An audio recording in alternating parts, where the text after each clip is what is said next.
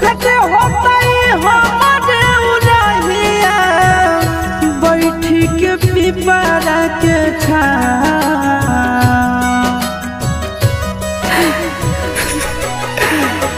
देखते होता